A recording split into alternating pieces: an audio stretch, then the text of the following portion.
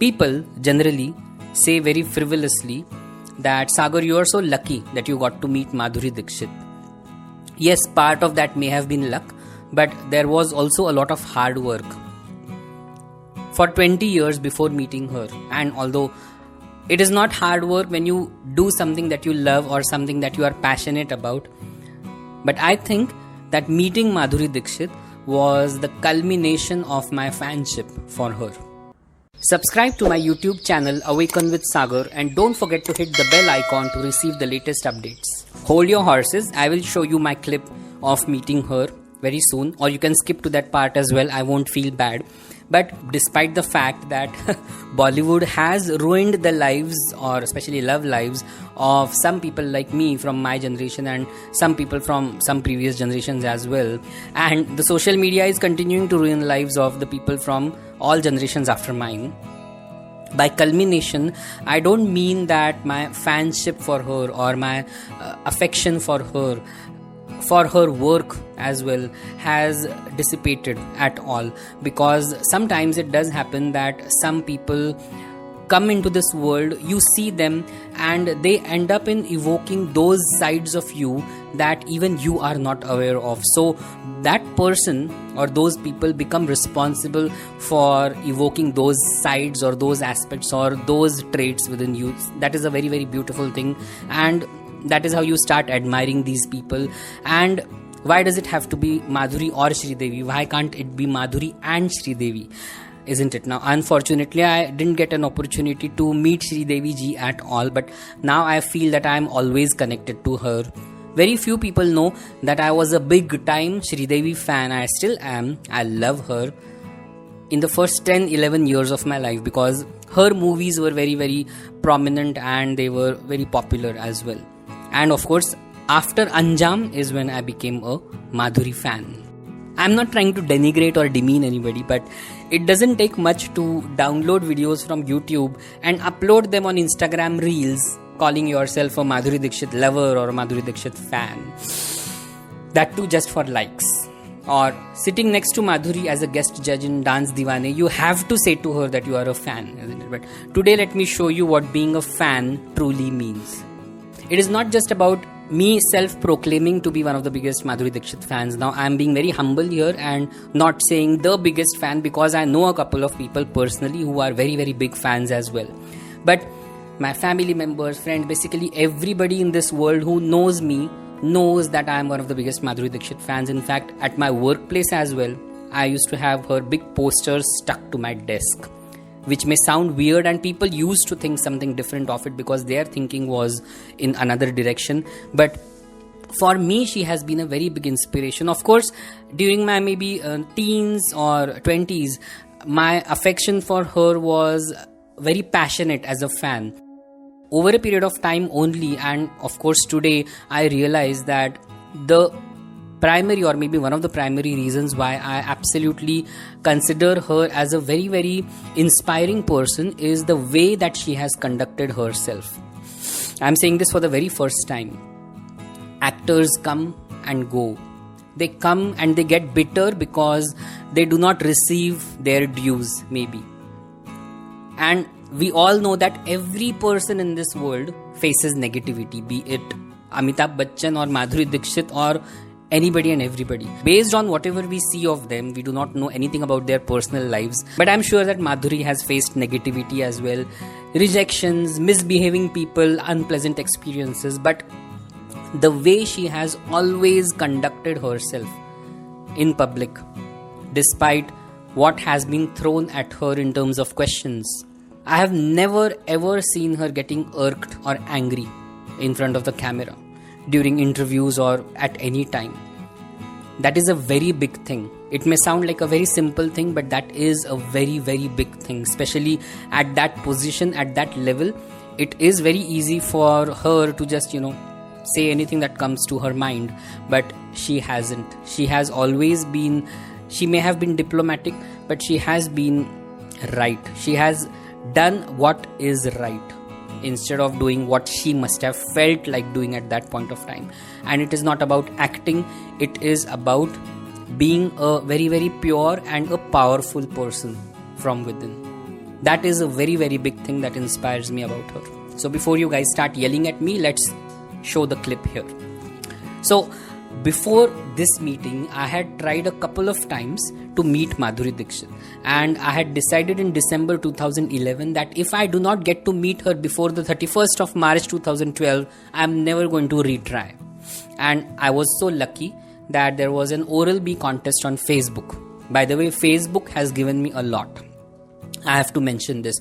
People today are hating Facebook, but then back in those times, Facebook was also different, of course, and there was an Indigo Nation contest, Wacky at Work, and I had won that contest on Facebook, and I had received gift vouchers from Indigo Nation worth rupees 25,000. Can you believe it? That was like a big time manifestation that I am speaking about for the very first time as well. So Facebook has given me a lot. Two big important achievements were the Indigo Nation gift vouchers and meeting Madhuri Dixit. There was a Oral-B contest on smiling, and I had posed in a similar pose as hers, and I had got many likes. I think 80 likes. The weird thing was that the guy who was coordinating this meet did not tell us where to reach, but fortunately, because Nitesh and Smita were in touch with us, in fact me and Smita and my mother and my sister went together to Mumbai. Now let me show you the album. I haven't ever shown this album to anybody. Of course, one or two people during that meet. This wasn't an album. I had a briefcase in which I had collected all of these photos over all these years, 20 years, from 1992 to 2012. And it was not just a period of 20 years. There were like extreme highs and extreme lows that I had seen in my life. You know most of them through my other videos and talks as well. Like I said, her saying thank you to me for all that collection. She said thank you to me for all this work. I said thank you for being yourself. She was like, no, thanks to you for all this work. She was so humble, so sweet, so simple. She was the one who was actually looking through the album. I was like dumbstruck, starstruck, and I was just standing like a statue there. She was the one talking to me. She called it a pothi as well. Ye to pothi hai. And she's saying that you must have taken so much hard work in maintaining all of this. That was like the ultimate thing that I could have heard from the person whose photos and everything that I had collected about her, articles and newspaper cutouts and magazine cutouts as well. It was just amazing. Talking about hard work, 5 rupees in 1994-95 was a big amount. And I remember these are the photos, so-called original photos that one of my schoolmates used to sell us at 5 rupees per photo. Good business skills, but I used to collect them. I have many of such so-called original photos. By the way, this is an autograph book handmade in 1998 by me, and I had collected, we had like sections for each question. What is your name? What is your sun sign? What is your definition of friendship? Who is your favorite teacher, subject? Who are your best friends and everything? So this is how, our childhood was. Extremely beautiful. Absolute absence of the social media. This was written by someone who I used to like. I won't mention his name. Back in the early 1990s, that's the time that I remember, movie stars' addresses, home addresses used to come printed in magazines, as far as I remember. And we had written a letter to Madhuri Dixit, me and my cousin. 1993 ki baat hai ye. And I had actually got a reply from her. This was the reply from her photo and a little message that says, "Dear fan, thank you for your appreciations expressed in your correspondence. Such letters from fans are welcomed as they have encouraged and inspired me to do better. Your prayers and best wishes and love have helped me along to live up to your expectations from time to time and encouraged me to do my most. Thank you once again. With my love and sincerely yours, Madhuri Dixit. My birthday, May 15th. So sweet. This is like the most precious thing that I have in my life. Besides, 26th November 2007, when we went to Nach Baliye, we had received a couple of months later a letter, personalized letter from Rikuji, her manager at that time.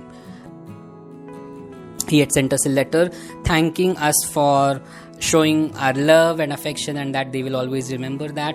And along with that, he sent us these photos as well with Madhuri's autograph. I have the t-shirt, Madhuri fan t-shirt, that I feel that I have pioneered. I just grabbed that opportunity during our meet and took her autograph on that as well. So, of course, there is so much more to show. I cannot really show everything. You'll have to visit me to see that. It is such a funny and a weird coincidence that 11th Feb in a year was the date that I got married. 11th Feb, 2 years later, was when my divorce was finalized.